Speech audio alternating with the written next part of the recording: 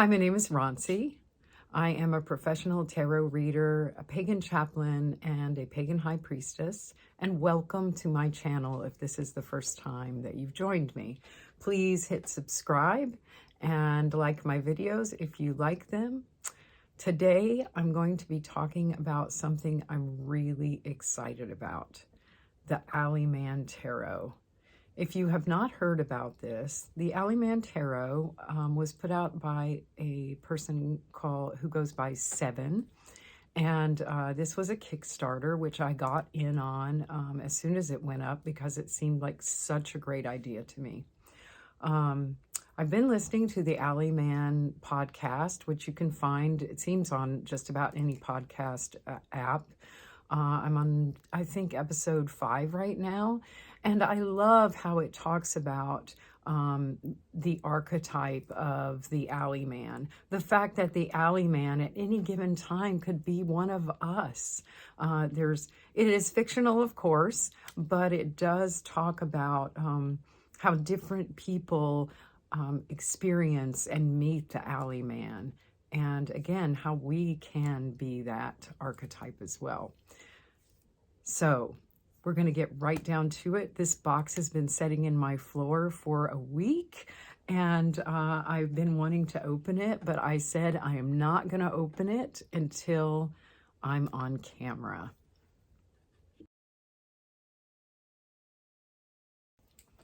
Okay, here's the box. I did open the actual this because I was excited and I just peeked in, but I didn't really open.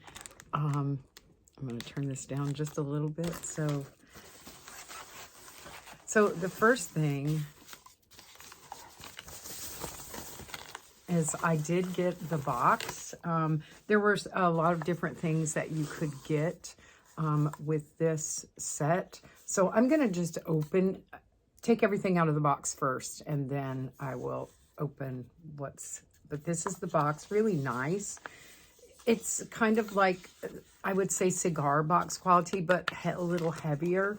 It says the Alleyman's short cigars. So yes, and I'll put that up there so you can see it. Very cool. And on the front, it's got a really cool design, and it's got the little, yeah. So we're not going to open it yet, though. Then what else do we have in here? I also got some of the booster packs. It looks like I have 1, 2,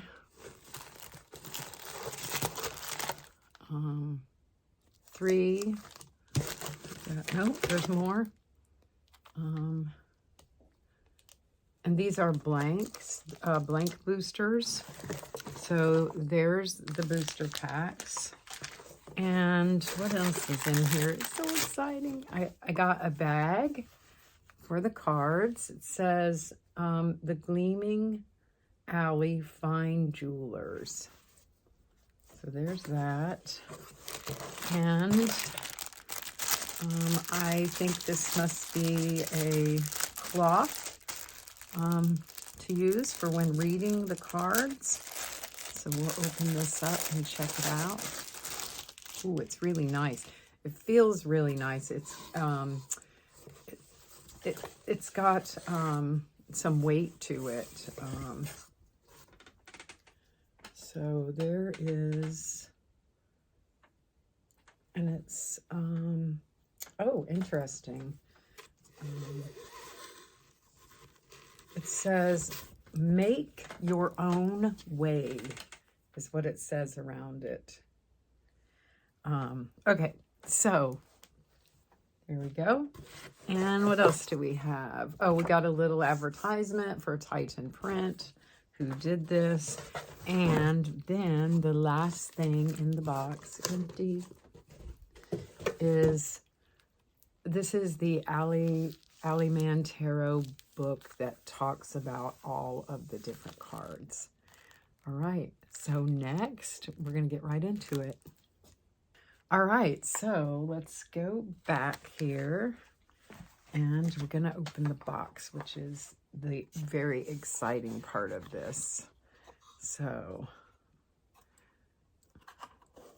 All right, so here are the cards. The box is nice, wood, velvet inside, though I'm sure that's not real velvet. I'm not sure what that is, but that's what it feels like. Maybe it is. Who knows? All right, so I'm back after a bit of struggling to get the box open. That's just me. I always have those issues. But the first thing I wanted to show you is that, you know, it says cigar box on here, and the box that the cards come in say Alley Strikers Long Stick Matches, 1,000 count, good for life. And then you have the Alleyman's Tarot over there. On the back, you can see where the matches have been struck. Publishing Goblin. And is that all? All right, so let's just open it right up. And I know that there's some extra things in here besides the cards, because I've been listening to the podcast. And so here is the coin. Now, I'm not going to tell you all about that because I want you to do some of your own research. Please go listen to the podcast, but it has 7 on it, and we know the reason behind that. And then what do we have here? Oh, 17 cents. Again, this is part of the mythology of the Alleyman. And because I can't see very well, I don't have very good eyes. I'm just going to hold this up here for you to see. This is one side of this coin, and the other side, it says 17 cents.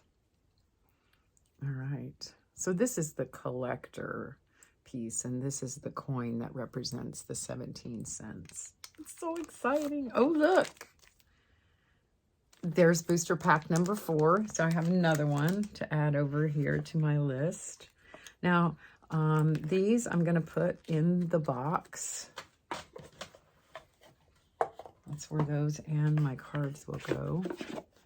So already I'm liking this. Oh no, scissors. This time I have scissors so I can quickly do this. Yay. All right. So if you know anything about the Alleyman Tarot, this is a compilation deck, many different decks and artists. And one of the things that's interesting about it is because I do have some other decks like that. I have the 78 Tarot. I have one of those decks. But with those, all of the backs are the same. And the first thing you'll notice about this deck is that they are not. So this truly is like a deck that has been put together from collections of decks, trading, whatever a person would do, which I love that idea. There's a big community on Facebook for the Alleyman Tarot where people talk about trading. It'd be a good place for you to meet some other people who are who love tarot and who are into the Alleyman Tarot. So I am not going to do a complete walkthrough of the entire deck because there are, I think, 168 cards. I think that's right. No, 138 cards. So what I did is I pulled a few cards, and we'll talk about those. And at the same time, I'll talk a little bit about the book. Basically, I just decided to do a little 4-card pull for myself because I am a tarot reader. And the first card I got, here's the back of it. I absolutely love it. First of all, I want to tell you, I love black and white decks. So the fact that the very first card I pulled from this deck is a black and white one made me really happy. And this one is called Weird Ass Mystical Shit, which I love. So if you go to the front of the Alleyman Tarot book, there is a table of content. So that you need to So if you need to, you can look it up that way. And I found it pretty quickly. It's on page 126. Sometimes we face the unknowable. Sometimes that's literally magic, supernatural even. But more often it's something else. It's something you do not know about, a concept or a process you know nothing about that is so foreign to you, it may as well be arcane and esoteric. Bureaucracy comes to mind. Recognize that not everything is meant to be known to you.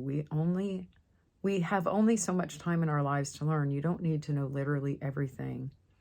Acceptance of shit beyond you is core to this card. Okay, Alleyman, you're calling me out. Literally calling me out about what's going on in my life right now. In reverse, it's something you're willing to look away from as larger than your understanding. But if you even squint a little, you'll see it for what it is. This card was made by Evan Doherty. And you can find Evan at arcanebullshit.com. So that's the first card. It's, yeah, basically, yeah, it's... Here's the second card. Let me show you the back. Again, I got another black and white card. Now, I did not look when I pulled. And this one is called Deconsecration. So again, I'll show you how quickly I'm able to find these things. I go to the book, go to the front. Let me see. There it is, Deconsecration, 129. We were pretty close to it. I like the book. The book is glossy. It looks like, I'll just hold it up here for you to see what it looks like. Each card has something written about it. It looks like a notebook, a lined notebook. So the deck this card comes from is Big High Concept. Gods betray humanity. Humans are all made infertile, and that curse was carried out by a bell. This card is to go to the place of that cursed bell and ring something new. When we face difficulty in our lives, sometimes it comes from something done to us or that we have done to ourselves that carries far into our past, the root of many problems. Sometimes the only way forward is to go back to that initial pain and acknowledging it, changing the space it takes and reclaiming it as our own. That doesn't necessarily make everything better, but you have to recognize where it began and acknowledge it, or it will never heal. Holy crap. So I have to tell you that, like, I don't do a lot of readings for myself, but this reading for me this morning is so right on, and what I need to hear right now. In reverse, this is an act of reclaiming, cannot be done by you. This is a much larger injustice or pain, something you can work at overtaking for all your life and likely won't find nor undo in your lifetime, but try anyway. But I did get it upright. This deconsecration was made by Winslow Dumaine of the Tarot Restless. I'm going to have to get this deck. And you can find Winslow at winslowdumaine.com. And I will put below all of the information on the deck, on the artists of the cards that I've pulled today. And then I've got the Four of Swords. Let's see, page 68. Now, the thing is that there are, in many cases, more than one of each. So in this case, I just found the one. But first of all, I want to tell you that I have been pulling this card over and over and over in my readings for the past 3 weeks. So there it is. It makes me think of the Powerpuff Girls, which I absolutely love. The Four of Swords. The many angles of our self-doubt. Sometimes in a bid to protect ourselves, we cast away what could help us. Our overprotectiveness leads to doubt of others, of ourselves. We seek sanctuary protection, but it often stems from feelings of being overwhelmed. Anxiety, fears, or just leads to those things and a new stressor, the need to hide. wow. Okay. Yeah. I just feel like I'm opening myself completely up to what is happening in my life right now, because these three cards are so right on. Nothing sticks as well as the daggers we put in ourselves from our lack of self-faith. Recognize the ways in which you've fallen on your own sword. In reverse, this is about stepping forth from your lonely mental space and re-entering the world, pulling the blades out, healing from these wounds and the doubts. In the event the other cards push in the other direction, the reverse may mean further retreat into that isolated state, a hesitancy to even see the blades you've stuck yourself with. That's the real pain. I'm really glad I did it this way, because at first I was a little overwhelmed by how many cards there were, and I thought, how am I ever going to be able to read these cards? And the way that I learn cards is I start to pull cards every day, and I'll look at the book that Seven has written and begin to relate to these cards, and that will help me to be able to use this. I can definitely see using this deck in the future. And one of the things I've heard people say is they may create smaller decks out of this deck to use when they're reading for other people. So that Four of Swords was made by Lenny Magner. Lenny Magner art is on Tumblr and also Instagram and Twitter. And again, I will put that in down below. So, you know, these three cards really do talk about where I am in my life right now. And so next, let's talk about this fourth card, which talks about how I need to deal with this. Okay, and this is the final card that I pulled of this 4-card reading for myself using the Alleyman Tarot. And it is the Queen of Swords. She shows up a lot for me.